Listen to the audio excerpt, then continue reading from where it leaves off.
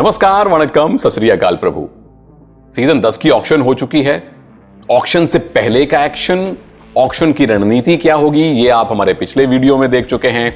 इस वीडियो में एक्सक्लूसिवली पुनेरी पल्टन के लिए बात करूंगा उनकी टीम की मजबूतियों की, उनकी चुनौतियों की, मौकों की और रणनीति क्या हो सकती है।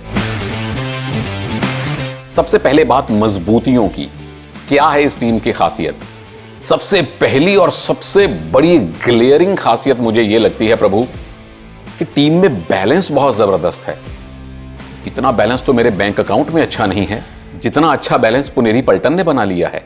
मतलब अगर आप रेडर्स को देखें, असलम, मोहित, आकाश शिंदे, 5 में से 3 रेडर तो अभी इंडिया खेल के आए हैं 2 अलग अलग टूर्नामेंट्स में।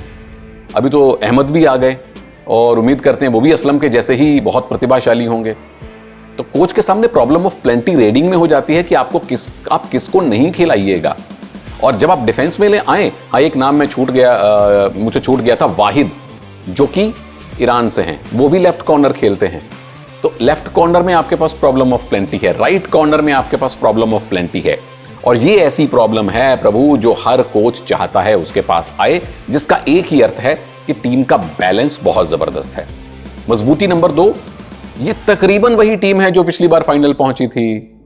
सिर्फ एक फजल की जगह शादलू आ गए, बस इतना ही तो चेंज हुआ। एक अनुभवी खिलाड़ी की जगह एक जोशीले खिलाड़ी आ गए, उन्हीं के देश से, उन्हीं जैसे स्किल रखने वाले, उनसे थोड़ा सा बेहतर स्किल रखने वाले शादलू। तीसरी बहुत बड़ी मजबूती है कि अब इस टीम के पास अच्छा खासा इंटरनेशनल अनुभव है। तो आपके पास 5 ऐसे खिलाड़ी आ गए जो अब प्रो कबड्डी के बाहर का भी और प्रो कबड्डी से थोड़ा और कठिन अनुभव भी रखते हैं। यह बहुत बड़ी बात है। चौथी बहुत बड़ी मजबूती आती है प्रभु कि आपके पास अब एक और ऑलराउंडर आ गया। अब मैं ये सोचता हूं कि जो भी फर्स्ट 7 आएगी, है ना, उसमें असलम जरूर होंगे, उसमें मोहित जरूर होंगे, उसमें शादलू जरूर होंगे। तो मतलब आपके जो 7 प्लेयर खड़े हुए हैं, वो 7 में से 6 कम से कम 6 ऐसे हैं जो बेहतरीन डिफेंडर हैं। और फिर 3 रेडर्स के साथ चौथे शादलू, उनसे आप कैसे रेड नहीं करवाएंगे जो एशियन गेम्स के फाइनल में टीम के मेन रेडर थे। आखिरी जो बहुत बड़ी मजबूती है ना, जो आप बाकी मजबूतियों के साथ जरूर गिनिए, ये युवाओं की टीम है। क्योंकि इसमें 8-10 साल लगातार खेलने वाले खिलाड़ी दिख रहे हैं हमें। अब इंजरीज ना हो, ईश्वर करे किसी भी खिलाड़ी को ना हो, कोई भी टीम का वो प्लेयर हो, इंजरीज ना हो, कुछ और दुर्घटना ना हो जाए, खिलाड़ी खुद ऑक्शन में ना चला जाए प्रभु, तो ये लंबा खेलने वाली युवाओं की टीम है। अब बात करते हैं टीम की चुनौतियों की। स्वॉस में दूसरा लेटर आता है W, यानी कि वीकनेस। मेरे लिए चुनौती, कमजोरी नहीं, चुनौती। किससे पार पाना पड़ सकता है पुनेरी पल्टन को। नंबर 1, टीम का ताऊ कौन होगा। नहीं, ये पुणे की टीम है तो टीम का भाऊ कौन होगा, बड़ा भाई कौन है। फजल की जगह like for like left corner तो आ गए, पर अब टीम का कैप्टन कौन होगा। नंबर 2 चुनौती आती है व्यक्तिगत तौर पर शादलू के लिए, क्योंकि एशियन चैंपियनशिप में, एशियन गेम्स में आपने आला दर्जे का खेल दिखाया, आप ऑलराउंडर के तौर पे स्थापित हो गए, आपको 2 करोड़ 35 मिल गए। सबसे महंगे विदेशी खिलाड़ी, एक समय तक कुछ मिनट्स के लिए, 1-2 घंटों के लिए प्रो कबड्डी के सबसे महंगे खिलाड़ी। तो प्रभु आपसे आशाएं बहुत हैं, और जितनी ज्यादा आशाएं होती हैं उतनी बड़ी चुनौती भी होती है। तीसरी चुनौती यह आती है कि अब टीम के पास डिफेंस का कॉम्बिनेशन है नया। पहले तो फजल चलिए 1 सीजन खेल चुके थे राइट कॉर्नर के साथ, अब 2 कॉर्नर जो आपके हैं, शादलू हैं या राइट कॉर्नर पे देखते हैं कि किसको खिलाया जाता है। अगली बहुत बड़ी चुनौती आती है परफॉर्मेंस रिपीट करने की चुनौती, क्योंकि पुनेरी पल्टन पहली बार फाइनल गई थी, सबका दिल जीत के गई थी, एक टाइम तक चैंपियन जैसा खेल रही थी। फाइनल से कुछ हफ्ते पहले आपके मेन रेडर चोटिल हो गए, फिर भी आप फाइनल गए। अब उस परफॉर्मेंस को कम से कम रिपीट करना है। फाइनल तो जाना ही है, ट्रॉफी लानी है, ये बिल्कुल फैंस की आशा होगी। तो सफलता हासिल करना एक बात, उसे रिपीट करना कठिन बात, चुनौती है। उम्मीद करते हैं ये टीम उसे पार करेगी। तीसरा लेटर आता है O का, अपॉर्चुनिटीज का। क्या क्या मौके हैं, किस किस के पास मौके हैं। पहला मौका, सबसे बड़ा मौका जो आता है, ओवरऑल टीम के एंगल से बात करूं कि आपको लंबी दूरी की सफलता भी चाहिए, आपको शॉर्ट टर्म सक्सेस भी चाहिए। शॉर्ट टर्म सक्सेस क्या है कि पिछली बार फाइनल गए थे, इस बार एक कदम ऊपर जाना है, उससे नीचे कतई फैंस स्वीकार नहीं करेंगे, क्योंकि आशाएं बहुत बढ़ गई हैं आपके लिए। शॉर्ट टर्म गोल क्या है कि आप इस बार जीतिए, क्योंकि फैंस को जीत से कम कुछ उम्मीद नहीं होगी।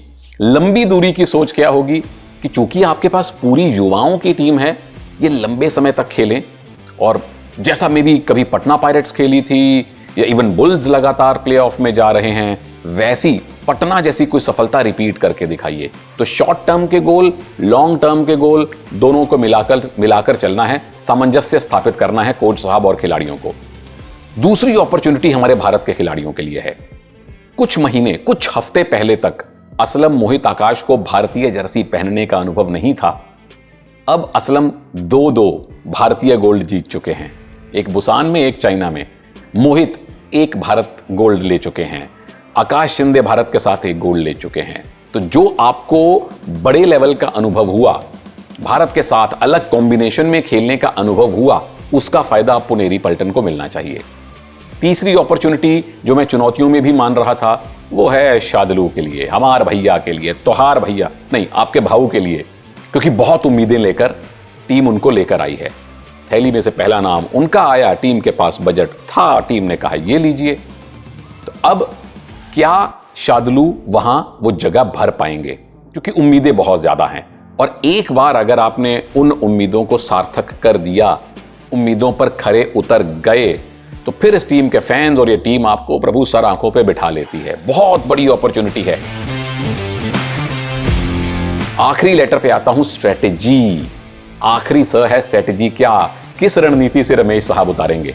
अब जाहिर तौर पे उनको मुझसे 2 करोड़ गुना ज्यादा कबड्डी पता है, पर मेरी समझ में जो आता है, टीम रेडिंग में डू और डाई पे नहीं खेलना चाहिए, क्योंकि 5 आला दर्जे के रेडर हैं, साथ में हमारे भैया आपके पास एक और रेडर बैठे हुए हैं। तो रेडिंग में जाना चाहिए अग्रेसिव। कम से कम शुरुआती मैचेस में जाइए ऑल आउट, इंजरी ना हो, ईश्वर करे, सारे मैचेस अग्रेसिव रेडिंग से खेलिए। पटना क्या करती थी सीजन 3, 4, 5 में? अग्रेसिव खेलती थी, क्योंकि अगर प्रदीप आउट हुआ तो मोनू हैं या मनप्रीत सिंह थे या रोहित थे, है ना, उनकी जोड़ियां बनी हुई थी, प्रदीप को रिवाइव करवाने वाले रेडर थे। यहां तो आपके पास 5-5 बढ़िया रेडर हैं। तो अग्रेसिव जाइए रेडिंग में। दूसरी बात, डिफेंस में थोड़ी सी संभल कर शुरुआत। डिफेंसिव और समझ के खेलना, इसमें बड़ी पतली सी लकीर होती है। डिफेंसिव नहीं जाना है डिफेंस में, पर थोड़ी कॉशियस स्टार्ट अगर टीम करेगी, क्योंकि कॉम्बिनेशन नए हैं।